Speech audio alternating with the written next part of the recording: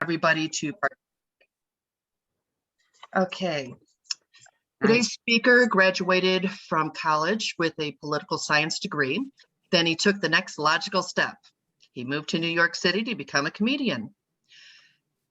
There he studied and performed sketch and improv comedy and was featured in the New York Comedy Festival. But more importantly than just making people laugh, he learned that comedy can make a difference in their lives. So from there, he left New York City on a mission to teach hundreds of audiences across the country to find humor in the little things and stop taking themselves so seriously when it comes to the big. In 2019, he founded Water Cooler Comedy, a company offering customized corporate comedy shows, keynotes, workshops, and consulting programs to help teams come together through laughter while strengthening their resilience by harnessing humor as a skill. Please welcome today's speaker, who has been called corny, wildly unprofessional, and not as funny as he thinks, David Horning. Thank you, Denise, for that.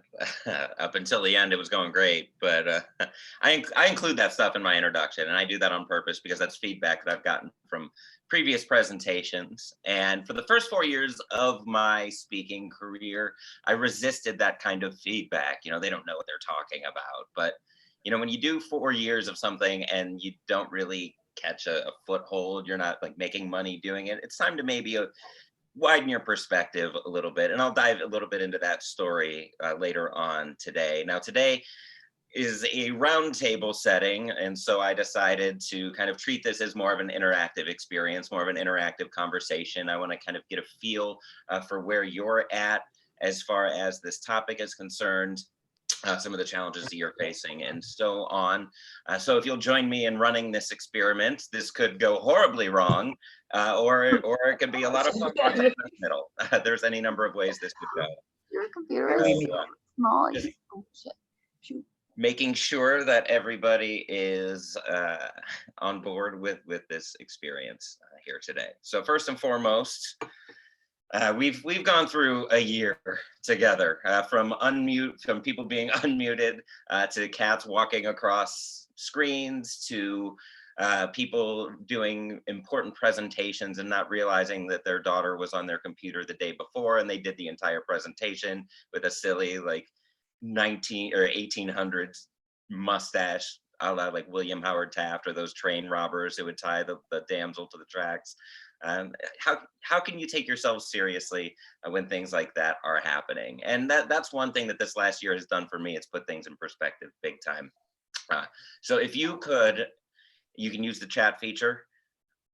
Describe your 2020 in one word. First word that comes to mind, 2020. This is always a fun one. Now, mine, in hindsight, was opportunity. Crap, thank you for keeping it PG-13. Because I know, because even though it ended up being opportunity, mine was a lot of 4-letter words first that weren't crap or long.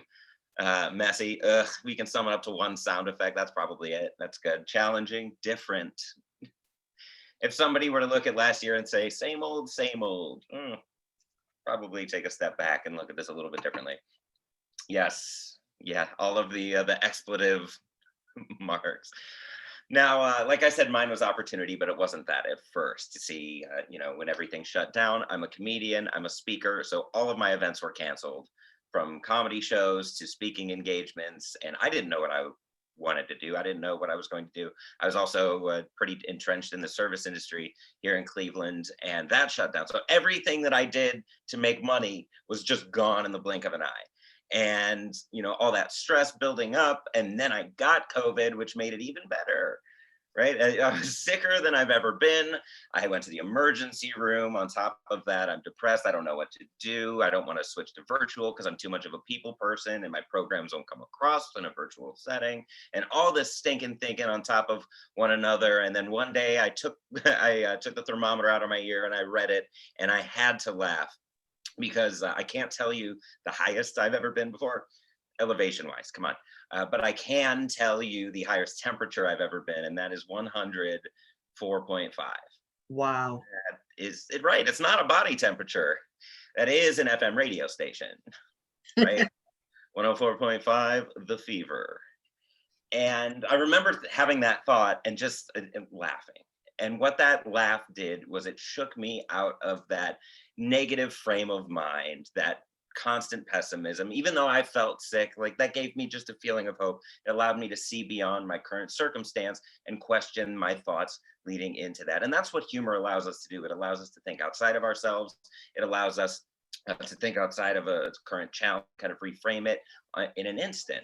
And it has so many positive psychological effects too. So we're going to talk a little bit about why humor is vital in today's workplace, and a couple of ideas for how you can incorporate it, some of which were based off of conversations that I had with some of you, and some of which are tied into my programming. Now, if you're anything like me, you probably heard a lot of, when you were a kid, you got yelled at for asking too many questions. Think about when you're a kid, you're just getting introduced to the world, and you want to know more and more every day. You get your hands dirty, you play, you build things, you create things, you knock them down, just to kind of get a feel for this thing called life. And when we ask too many questions of grown-ups, parents, teachers, and so on, they like to think they have the answers, and we're taught as kids that they do have the answers, but in reality, in hindsight, nobody has all the answers.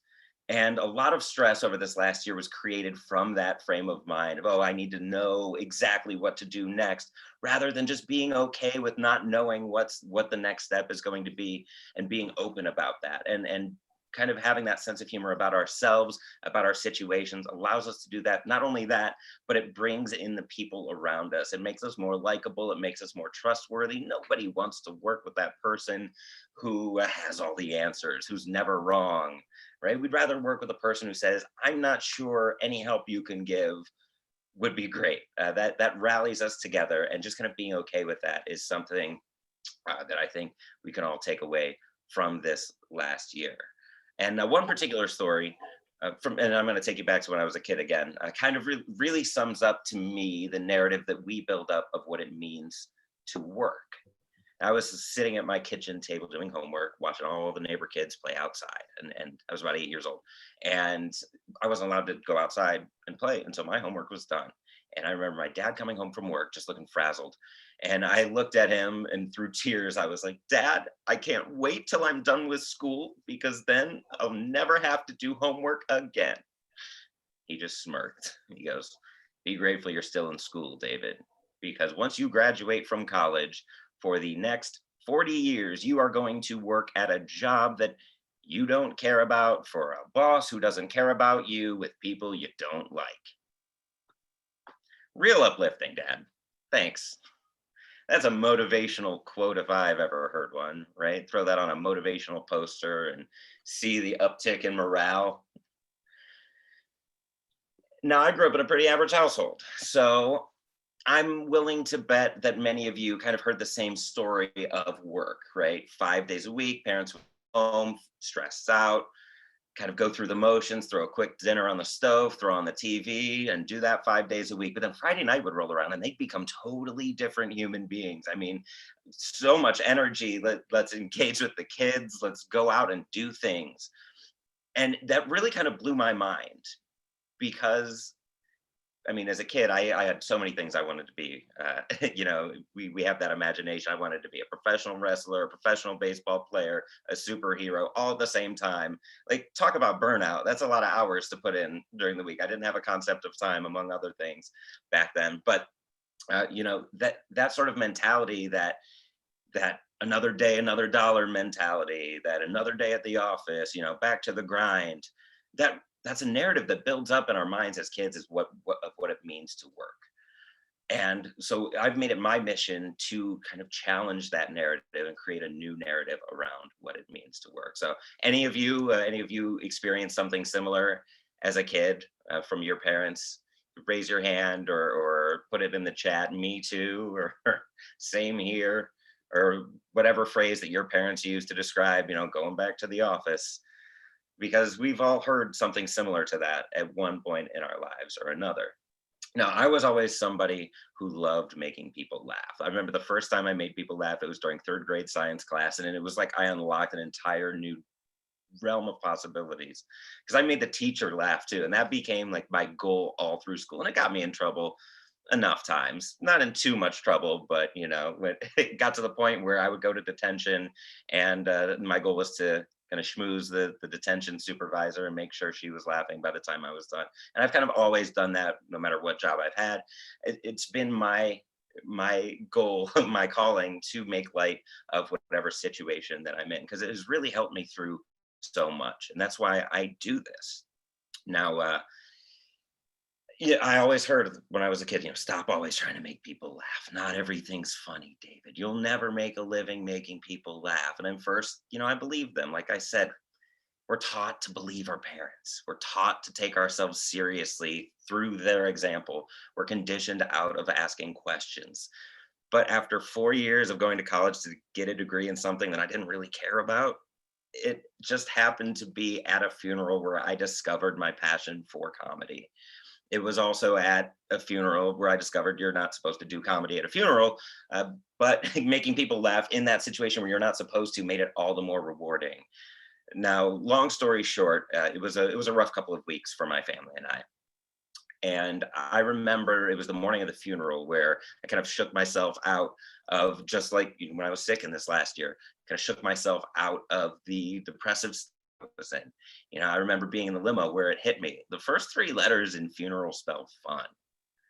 Didn't make me laugh, but it changed my perspective just like that.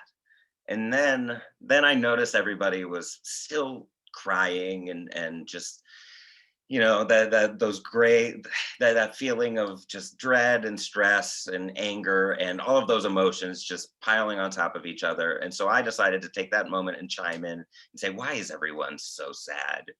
We're in a limo. Now, was it a stretch? Sure. The joke, not the limo. Did I cross the line? Maybe. But I made myself and the people I care about laugh at a time you're not supposed to laugh. And it was in that moment where I realized that that is my calling for the rest of my life, not only to make people laugh, but to teach people that same mindset, that same skill set, which is what humor is, to be able to see a bigger picture when you feel like your back's against the wall.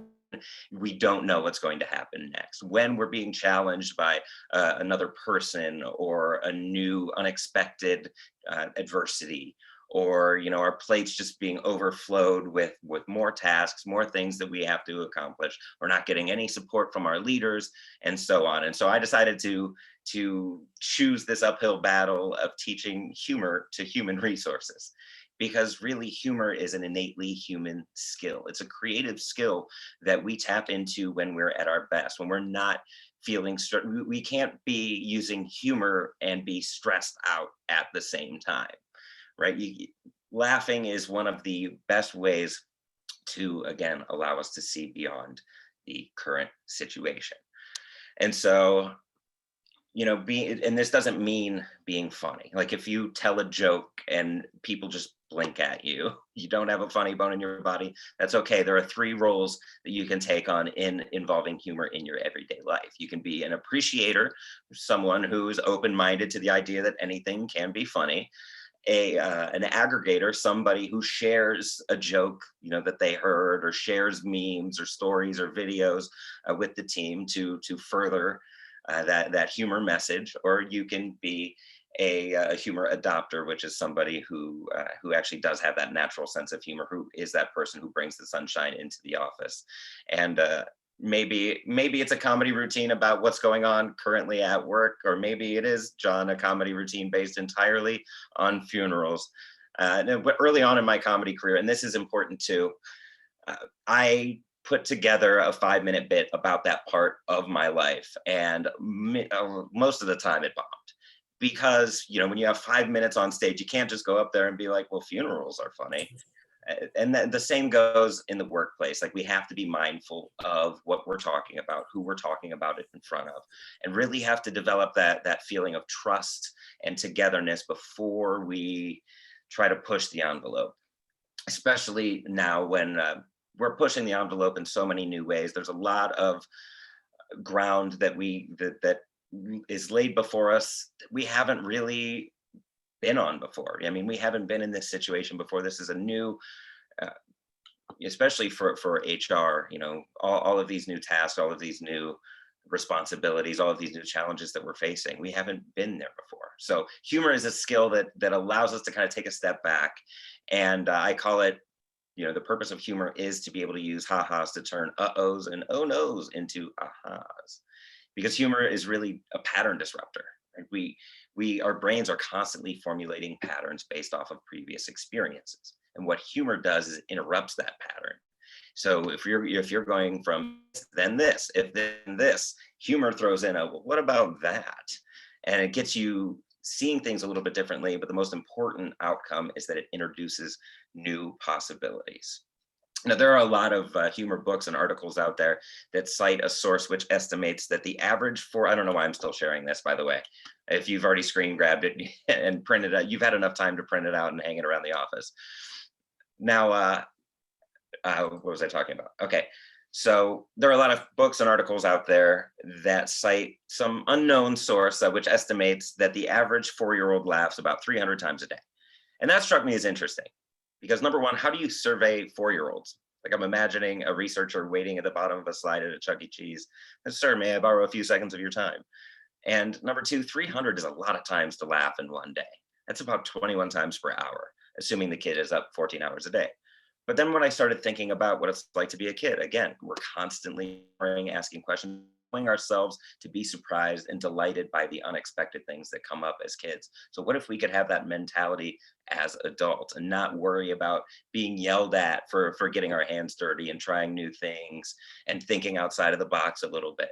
That's the kind of workplace culture that I want to create, that the enthusiasm of a 4-year-old without the fear of the adults coming into the room and ruining it. The adults in the room should be part of it. They should be a supportive part of that culture.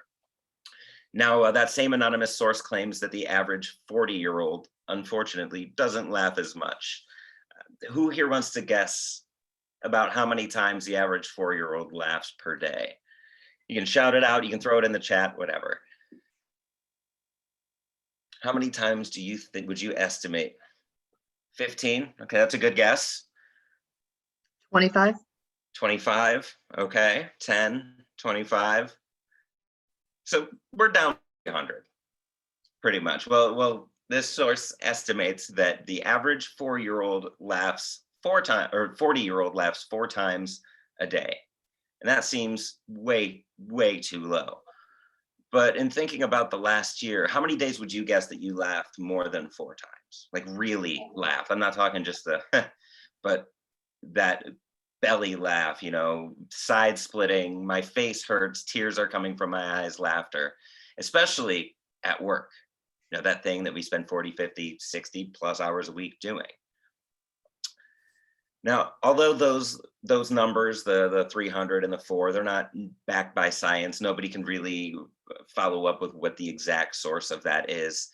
Anytime I share that information with people, they nod, like that makes sense. And that's why I want to share those arbitrary numbers, not because they're fact, but because we can all agree that we need to laugh more. So we need to lean into that inner 4-year-old. It doesn't mean to run through a sprinkler, but I mean, if there's a sprinkler and you can do it, definitely. But I am saying that we need to tap back into that curious, creative, playful side, especially at work, and be okay when things don't necessarily go according to plan.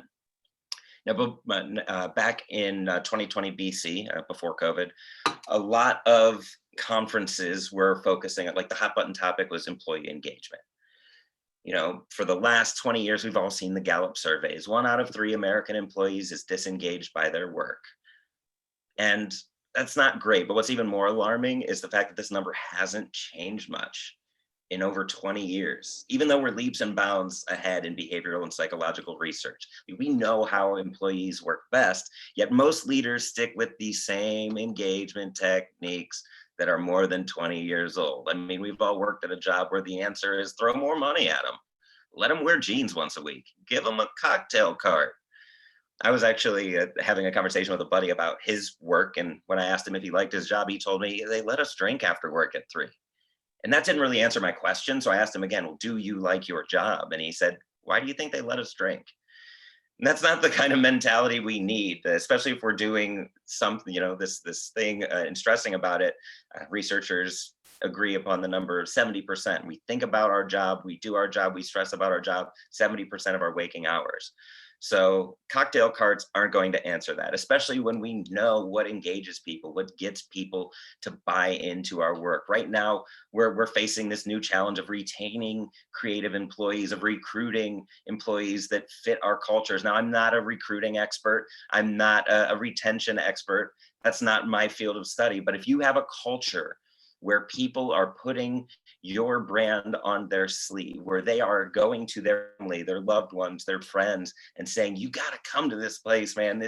It's so much fun to work here. Even if you work at an entry-level job where you're stuffing the cupcake wrappers into a tube 40 hours a week, if there is a sense of autonomy, of curiosity, of creativity, a little bit of freedom, where people have some wiggle room and are willing and open to laugh and share their more human side in the workplace, that creates an atmosphere that attracts humans.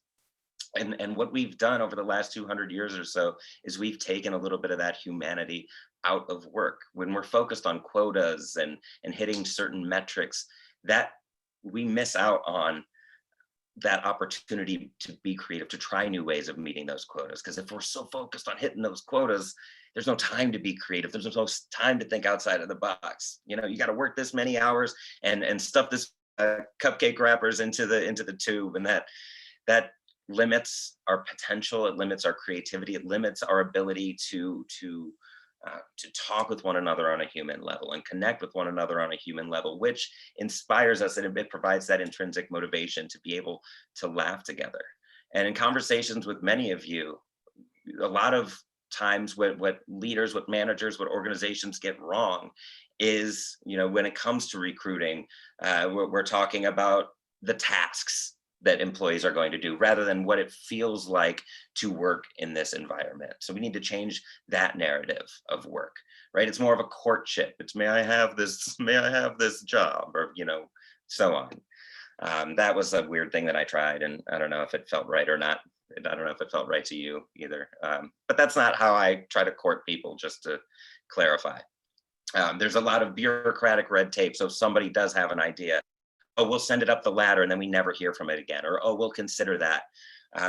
If we want our people to feel that sense of ownership in not only their job, but in the organization and the mission, vision, and goals, we have to be open to the fact that they may have a good idea or two behind some of those less than stellar ideas. So at least the ability to open ourselves up to add to their ideas rather than just say no. Is anyone here familiar with yes and? It's the core rule of improvisational comedy. Yes and, or has anyone taken an improv course here? I see shaking heads, I see headshots, and I see names. I'm going to assume not many of you have, but you remember the show Whose Line Is It Anyway, right? Yes. Okay. Whose Line Is It Anyway was one of my favorite shows. And I remember watching it and thinking to myself, there is no way that they're coming up with this stuff on the spot. It has to be scripted. They have to be familiar with these prompts ahead of time to be this good. But really, what they engage in is the baseline for interpersonal collaboration, and that is the yes and rule, where they accept each other's ideas, even if they get on stage with another expectation. Somebody else comes on stage and says, we're a team of superheroes and we have to save the mayor's dog. You throw your ideas out the window and say, okay, I'm now a superhero. I have this new information and now I have something that I can add on to. And without that interpersonal collaboration, these ideas fall apart. Now, they might not be the best idea. They might not be where we were intending on going initially. But what this does is it opens up that creative muscle. So even though we might not come to the solution if we're, bouncing ideas back and forth in that moment, number one, it allows the person to feel heard. Number two, it allows them to feel not only heard, but supported if you're adding to that. And number three, again, it gets those creative juices flowing. So they're thinking about the situation, their idea, the challenge, whatever it is, a little bit differently. It makes it more of a human experience. Now, addressing disengagement is urgent. Not we can't say we don't have time anymore. You don't have time to not have time to engage people in new ways. That leans into what makes us human now. And that's important for 4 reasons. The first reason is new technology, right? We've all gotten used to working remotely, and that's not the only new technology that we're facing. What this last year has done is it's pushed forward a shift in employment. I mean, you're seeing it now. Employees now have a bigger voice. Uh, Potential recruits now can list their demands and are more and organizations are more willing to listen. Not only remote technology, but also automation and AI are going to take routine jobs that can be replaced by an algorithm. So we need to lean into the 2 skills that make us most human: our collaborative skills and our creative skills. We've got to be able to think outside of the algorithm and work together to add to one another's ideas. That way the robots will never win. Robots can't think outside of an algorithm. We're creative by nature. We're cooperative by nature. And so those are the skills that our jobs need to lean into. Even if it is a basic entry level job, what's one little new way they can switch up their work in a way that engages that creative side of the brain? Because again, if that side of the brain is firing on all cylinders, there's no room for stress. But the inverse is true. If we're stressed out, that side of the brain isn't going to work nearly as well. We get into that tunnel vision. So new technology is the first reason we need to address disengagement in new ways. The second is because of people like me, millennials. There are more millennials and Generation Z talent in the workforce now than there are members of the baby boomer generation. And that's important because we have a different expectation for what it means to work. We're the first generation that is willing to forego a little bit of pay to work at a job where we can engage our creativity, where we can work at a job that is centered around something bigger than ourselves, something a little more meaningful. So we need to allow our people to tap into that creativity, to feel that sense of engagement, because number 3, as a result of remote technology and new generations in the workforce, meaning new demands, there are organizations on the other side of the country now who can recruit your people away from you. So you're not just competing for top talent and competing to retain your top talent with the organization on the other side of town. It's organizations across the country on the other side of the globe who allow their people that creative autonomy to work from home or to work from home and to engage their creativity while they're doing it. And the 4th reason, disengagement costs American organizations, according to Gallup, $480 to $600 billion every single year. So you're leaving a lot of money on the table when it comes to not allowing people to be creative. And humor and creativity are hand in hand. Like I said, humor allows us to see outside of current situations. So, if we're able to laugh, or if we're at least open to laughing about something as it's happening, it opens up new possibilities, meaning we're thinking outside of the algorithm. So when we look at what has worked over the last year for different organizations who hadn't been open from the top down before are now listening to their frontline level employees. And those are the organizations that are doing well, that are recruiting better talent, because if people at the bottom feel heard at the top, it is that dynamic. And so this last year has really introduced the idea that is vital, because a lot of times people in the C-suite have no idea what's going on, 8 layers removed from them. So that's important. That's one cool thing that I've seen. Before COVID, there's minimal engagement practices in some organizations, but since COVID, organizations are sending out surveys, asking questions of their employees, again, to give those people that sense of ownership. Something as simple as sending out video messages, or like a fun video message or a phone call to get to know your people on a personal level. I work with an HR partner at a billing company, and he's pretty new to the company, and he just introduced an appreciation program, which they had never seen the value in before. So he's thinking a little bit outside the algorithm. And it's a big company, so the people in the C-suite were like, well, how am I going to call all these people and appreciate all these people and let them know that their voices are heard? And the result is call one person a week that you work with directly, and then they will call one person a week that they work with directly, and so on. And so it goes down, it trickles down. So now over the last few months, the retention levels have remained pretty stagnant, which before they were not great. And it's just these little things, these little ways of thinking outside of the box, finding offbeat reasons to appreciate people too, finding, the little fun nuances in people's personality and saying, hey, I really appreciate how you brighten up my day, or you made me laugh last week. And really, especially those creative people, we need to let them know that their input is vital to our happiness and to our engagement at work, because it makes their work a little bit more meaningful too. One of you spoke of, there's that divide between work from home and still working on the front line. The idea of that appreciation in the form of sending them like a tip jar, putting money in that tip jar for the people who do have to commute to work to help cover gas. That's a really cool idea that I hadn't heard before. And that really, that's an outside of the box idea that came from a meeting where people sat down and said, what can we do to appreciate our people? I mean, it's just having those conversations and being open to other people's ideas that can really make a big difference in the organization. I think that's so cool. Or when somebody from the C-suite goes down in a manufacturing capacity, goes down onto the ground floor and not only is there to supervise, but is there to work alongside them and answer questions, ask questions, and be open. That gives those people a sense of trust, a sense of belonging, and it makes the organization, no matter how large it is, feel a little bit smaller. And that's so vital today, when it feels like the world is just expanding infinitely. So what's one thing that your organization has done, or what's one thing that you've seen people do, thinking outside of the box, to engage people over this last year? I know I've had some phone conversations with a few of you, but those of you who I haven't spoken with, what's one way you've seen a leader think outside of the box to engage their people? One of the things that our company did was it was doing remote, which was forbidden before COVID. Now everybody's working from home, but as of July, to kind of ease people back in, we're going to a hybrid, which is 2 days in the office, 3 days out. So that's kind of trying to just warm people up, but people just can't wait to get back into the office to see each other, because it's, everybody's very close knit.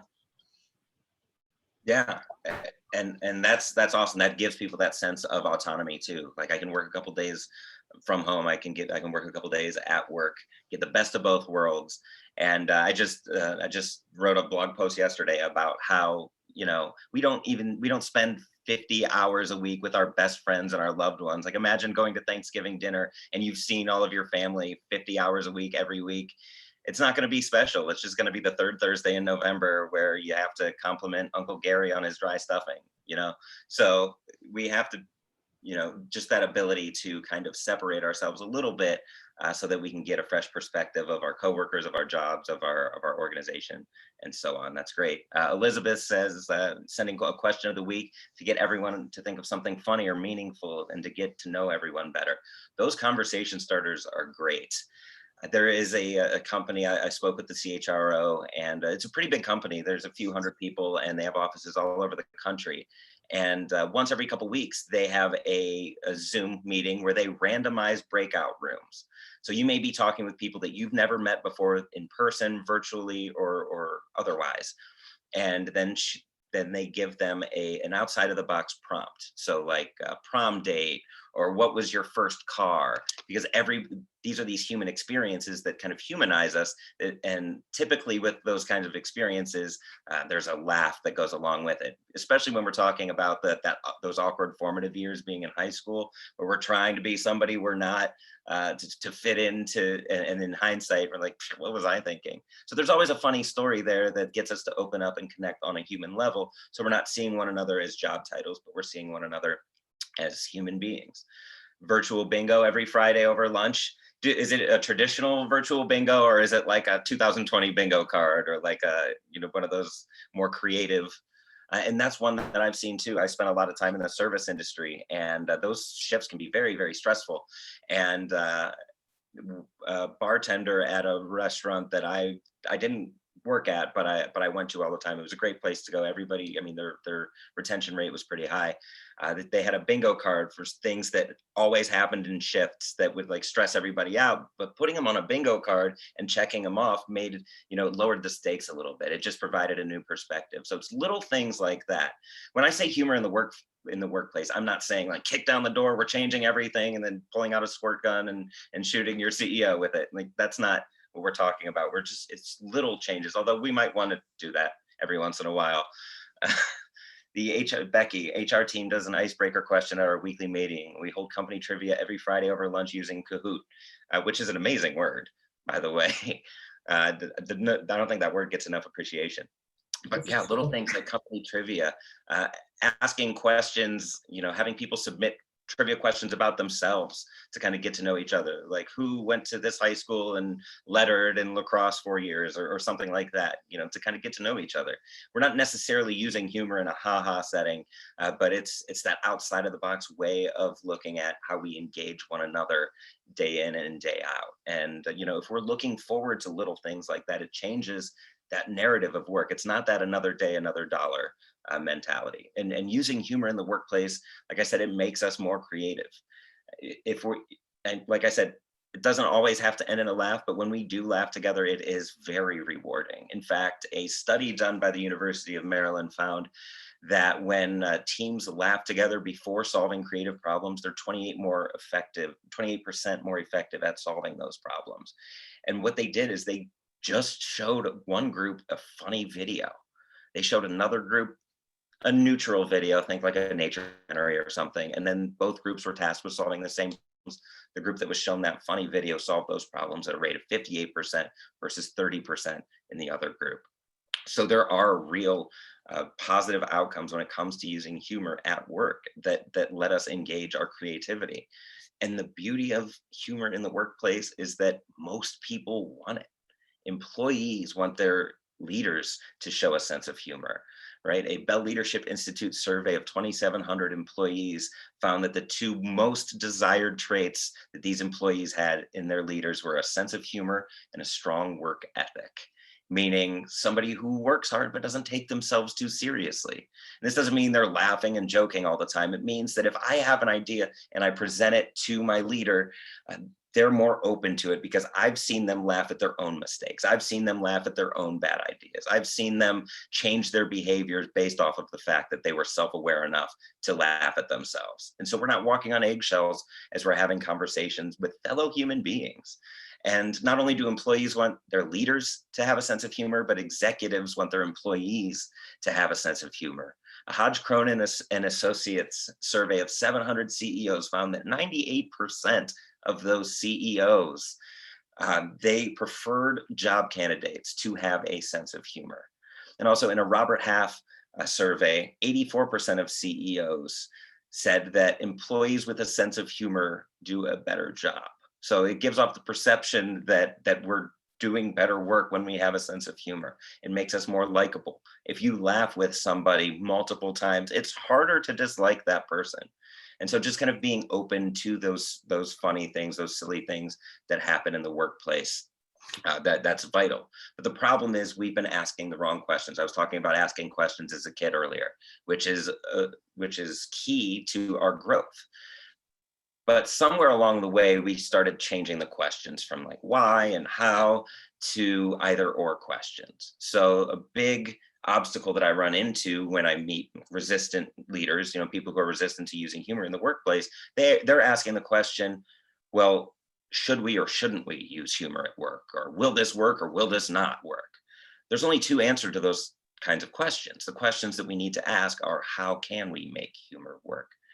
Now, I can sit here and I can pontificate all day, but you know your people better than I do. You know your culture better than I do. You know yourself better than I do. Right? Just being open to the idea of using humor, of asking the question, how can I incorporate humor into my day? Something as little as starting the day with a comedy podcast or listening to a comedy album. We have access to these streaming platforms where we can hear funny, comedians, of a button. So how can I incorporate little things like that into my day? I know I've been talking a lot. I'm really excited about this topic. This is something that I'm really passionate about. But I want to hear from you. What sort of obstacles, mental blocks are you running into that you're like, how do I use humor at my workplace? Or so if you have any questions right now, now would be a good time to ask those, or stories, or ideas. David, with people that are afraid of coming back to work because of COVID, I had an employee that said, literally terrified to come back to work. How do you use humor with people like that? They take COVID so seriously. How can you get away with just being humorous with it? And that's one of those things where you have to know your audience. If it's somebody who's being open with you about being fearful of these things, now we have to think outside of the box a little bit too. A lot of times we need to get a little bit more information. I think questions are a really powerful way to get them to challenge their own preconceived notions of a situation. And so this is an example of using humor in a way where they might not laugh, but they're thinking a little bit differently. So what sort of how questions can you ask to either allow them to answer their own questions and their own concerns and their own fears, or to give you a little bit more information so that you know what next step to take. And so again, like, knowing your audience is huge, right? I'm not going to go to an HR conference here and be like, who here likes some blue topic, something that's raunchy, and I'm not going to do that. It might get a laugh with one group, but it's definitely not going to get a laugh with this other group. So it's about knowing that person first and foremost, and then asking questions and getting them to answer those questions in a way where they're thinking outside of that fear state. So like, how can we make it so that you feel more comfortable? Or what are some deeper concerns that you have? Because usually that fear it's a little bit deeper than that surface level of, oh, I'm scared because of COVID. There's might be something else there that you can uncover through the power of asking questions. And it's how questions, and I call power questions, where their answer is an action that they can take. So like, what can you do? What can I do? And how can we work together to really get them thinking outside of the box? Oops. A lot of the answers to questions that I get to are questions. Because again, I don't have all the answers. I don't know your particular situation, and to sit here and say I have all the answers, that would be disingenuous of me.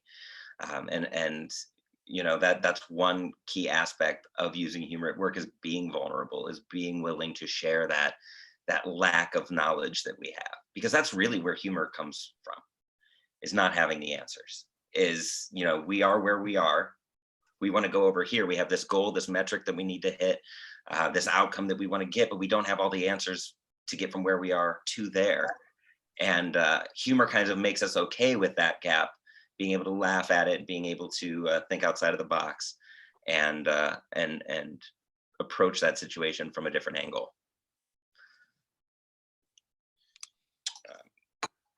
We have to be open to the fact that anything can be funny, even if it doesn't feel like it. So if you take nothing else away from this conversation here today, the next time you feel yourself getting stressed out, angry, the world is coming down on you, think to yourself, someday I'm going to look back at this and laugh. You don't have to know what's funny right now, but simply saying someday I'm going to look back at this and laugh, it gives you power over the challenge. It allows you to see beyond the challenge itself. It allows you to see, because if you can laugh at it, that means you can do something. You can take an action. You can ask a new question. You can reach out to a new person. You can find a new opportunity. There's any number of ways to approach a challenge, but that someday I'm going to look back at this mentality.